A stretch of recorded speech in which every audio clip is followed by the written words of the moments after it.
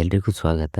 ಈ ಸಂಚಿಕೆಯಲ್ಲಿ ಚಿತ್ರದುರ್ಗ ಜಿಲ್ಲೆಯ ಹಿರಿಯೂರು ತಾಲೂಕಿನಲ್ಲಿ ಇರುವಂತಹ ಕೆಲವು ಪ್ರೇಕ್ಷಣೀಯ ಐತಿಹಾಸಿಕ ಸ್ಥಳಗಳ ಬಗ್ಗೆ ಮಾಹಿತಿಯನ್ನು ನೋಡೋಣ.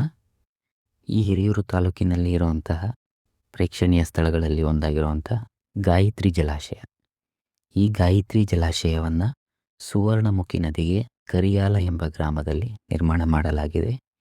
ಈ ಗಾಯತ್ರಿ ಜಲಾಶಯದ ನಿರ್ಮಾಣಕ್ಕೆ ಅಂದಿನ ಮೈಸೂರು ರಾಜ್ಯದ ರಾಜ್ಯಪಾಲರಾಗಿದ್ದಂತಹ ಜಯಚಾಮರಾಜೇಂದ್ರ ಒಡೆಯರವರು ಅಡಿಪಾಯವನ್ನು ಹಾಕಿದ್ದು. ಈ ಗಾಯತ್ರಿ ಜಲಾಶಯವನ್ನು 1963ರಲ್ಲಿ ಇದರ ನಿರ್ಮಾಣ ಕಾರ್ಯವನ್ನು ಮುಕ್ತಾಯಗೊಳಿಸಲಾಗಿದ್ದು. ಈ ಗಾಯತ್ರಿ ಜಲಾಶಯದ ವಿಶೇಷತೆ ಅಂದರೆ ಈ ಗಾಯತ್ರಿ ಜಲಾಶಯಕ್ಕೆ ಕ್ರೆಸ್ಟ್ ಗೇಟ್ ಇಲ್ಲ. ಇದು ತುಂಬಿ ಹರಿದಾಗ ನೋಡಲು ತುಂಬ ಸೊಗಸಾಗಿ ಕಾಣುತ್ತೆ. ಮತ್ತೊಂದು ಹಿರಿಯೂರು ತಾಲೂಕಿನ ಐತಿಹಾಸಿಕ ಪ್ರೇಕ್ಷಣೀಯ ಸ್ಥಳ ಎಂದರೆ ಅದು ಹಿರಿಯೂರು ನಗರದಲ್ಲೇ ಇರುವಂತಹ ತೇರುಮಲ್ಲೇಶ್ವರ ದೇವಾಲಯ. ಈ ದೇವಾಲಯದ ಇತಿಹಾಸ, ಈ ದೇವಾಲಯವನ್ನು ಸಾಮಾನ್ಯ ಶಕ 1446ರಲ್ಲಿ ನಿರ್ಮಾಣ ಮಾಡಲಾಗಿದೆ. ಅಂದಿನ ಕರ್ನಾಟಕ ಸಾಮ್ರಾಜ್ಯ ಅಂದರೆ ವಿಜಯನಗರ ಸಾಮ್ರಾಜ್ಯದ ಆಡಳಿತಾವಧಿಯಲ್ಲಿ ಈ ತೇರುಮಲ್ಲೇಶ್ವರ ದೇವಾಲಯವನ್ನು ನಿರ್ಮಾಣ ಮಾಡಲಾಗಿದೆ. ಇದು ಹಿರಿಯೂರು ನಗರದಲ್ಲಿ ಇರುವಂತಹ ಒಂದು ಐತಿಹಾಸಿಕ ಪ್ರೇಕ್ಷಣೀಯ ಸ್ಥಳ. ಸುಮಾರು 580 ವರ್ಷಗಳ ಇತಿಹಾಸ ಈ ದೇವಾಲಯಕ್ಕಿದೆ. ಮತ್ತೊಂದು ಹಿರಿಯೂರು ತಾಲೂಕಿನ ಐತಿಹಾಸಿಕ ಪ್ರೇಕ್ಷಣೀಯ ಸ್ಥಳ ಅದು ಅಂಬಲಗೆರೆ ಗ್ರಾಮದಲ್ಲಿರುವಂತಹ ರಂಗನಾಥ ಸ್ವಾಮಿ ದೇವಾಲಯ. ಈ ಅಂಬಲಗೆರೆಯ ರಂಗನಾಥ ಸ್ವಾಮಿ ದೇವಾಲಯವನ್ನು ಅಂದಿನ ಕರ್ನಾಟಕ ಸಾಮ್ರಾಜ್ಯ ಅಂದರೆ ವಿಜಯನಗರ ಸಾಮ್ರಾಜ್ಯದ ಕಾಲಾವಧಿಯಲ್ಲಿಯೇ ಈ ದೇವಾಲಯವನ್ನು ಸಹ ನಿರ್ಮಾಣ ಮಾಡಲಾಗಿದೆ. ಈ ದೇವಾಲಯಕ್ಕೆ ಅಂದಿನ ರಾಜ ಸದಾಶಿವರಾಯನ ಕಾಲದಲ್ಲಿ ಉಪರಿಕರಹಳ್ಳಿ ಪ್ರತಿನಾಮವಾದ ವೆಂಗಳಾಪುರವನ್ನು ದಾನ ಮಾಡಿದ ಶಾಸನ ಇದೆ.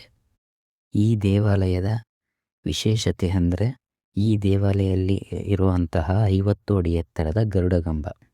ಈ ಗರುಡಗಂಬದ ಮೇಲೆ 4 ಅಡಿ ಎತ್ತರದ ಕಲ್ಲಿನ ಗರುಡದ ಮೂರ್ತಿ ಇದೆ. ಈ ಗರುಡಗಂಬದ ವಿಶೇಷತೆ ಅಂದರೆ ಈ ಗರುಡಗಂಬದ ಮೇಲಿರುವಂಥ 4 ಅಡಿ ಎತ್ತರದ ಗರುಡ ಮೂರ್ತಿಯು 30 ಡಿಗ್ರಿ ಹಿಂದೆ ಮುಂದೆ ಚಲಿಸುವ ಸ್ವಯಂಚಾಲಿತ ವ್ಯವಸ್ಥೆಯನ್ನು ಈ ಗರುಡಗಂಬದ ಮೇಲಿರುವಂತಹ ಗರುಡ ಮೂರ್ತಿ ಹೊಂದಿದ್ದು, ಈ ಮೂರ್ತಿಯು ಹಿಂದೆ ಮುಂದೆ ಚಲಿಸುವ ಮೂಲಕ ಪ್ರಕೃತಿಯಲ್ಲಿ ಜರುಗುವಂತಹ ಮುನ್ಸೂಚನೆಯನ್ನು ತಿಳಿಸುತ್ತೆ ಅಂತ ನಂಬಲಾಗಿದೆ.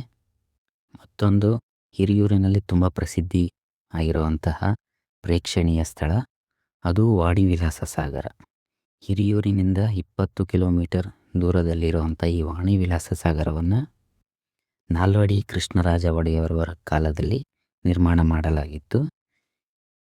ಈ ವಾಣಿವಿಲಾಸ ಸಾಗರವನ್ನು 1897ರಲ್ಲಿ ಆರಂಭ ಮಾಡಿ 1907ರಲ್ಲಿ ಇದರ ನಿರ್ಮಾಣ ಕಾರ್ಯವನ್ನು ಮುಕ್ತಾಯಗೊಳಿಸಲಾಗಿದ್ದು, ವೇದಾವತಿ ನದಿಗೆ ಈ ವಾಣಿವಿಲಾಸ ಸಾಗರವನ್ನು ಅಡ್ಡಲಾಗಿ ನಿರ್ಮಿಸಲಾಗಿದೆ. ಇದು ಕರ್ನಾಟಕದ ಮತ್ತು ದಕ್ಷಿಣ ಭಾರತದ ಅತ್ಯಂತ ಹಳೆಯ ಅಣೆಕಟ್ಟುಗಳಲ್ಲಿ ಒಂದಾಗಿದ್ದು, ಈ ವಾಣಿವಿಲಾಸ ಸಾಗರದ ನಿರ್ಮಾಣದ ನಂತರವೇ KRS ಅಣೆಕಟ್ಟನ್ನು ಯೋಜನೆಯನ್ನು ಸಹ ರೂಪಿಸಲಾಗಿದ್ದು. ಈ ವಾಣಿವಿಲಾಸ ಸಾಗರದ ವಿಶೇಷತೆ ಏನೆಂದರೆ ಈ ವಾಣಿವಿಲಾಸ ಸಾಗರಕ್ಕೆ ಸಿಮೆಂಟ್ ಬಳಸದೆ ಕೇವಲ ಸುಣ್ಣದ ಗಾರೆ ಮತ್ತು ಕಲ್ಲಿನಿಂದ ಈ ಅಣೆಕಟ್ಟನ್ನು ನಿರ್ಮಾಣ ಮಾಡಲಾಗಿದೆ.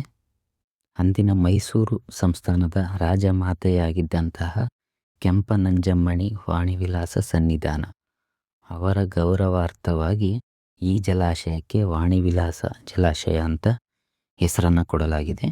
ಇದು ಹಿರಿಯೂರು ತಾಲೂಕಿನಾದ್ಯಂತ ಇರುವಂಥ ಐತಿಹಾಸಿಕ ಪ್ರೇಕ್ಷಣೀಯ ಸ್ಥಳಗಳ ಒಂದು ಸಣ್ಣ ಮಾಹಿತಿ. ಮುಂದಿನ ಸಂಚಿಕೆಯಲ್ಲಿ ಮತ್ತಷ್ಟು ಐತಿಹಾಸಿಕ ಸ್ಥಳಗಳ ಮಾಹಿತಿಯನ್ನು ನೋಡೋಣ. ನಮಸ್ಕಾರ.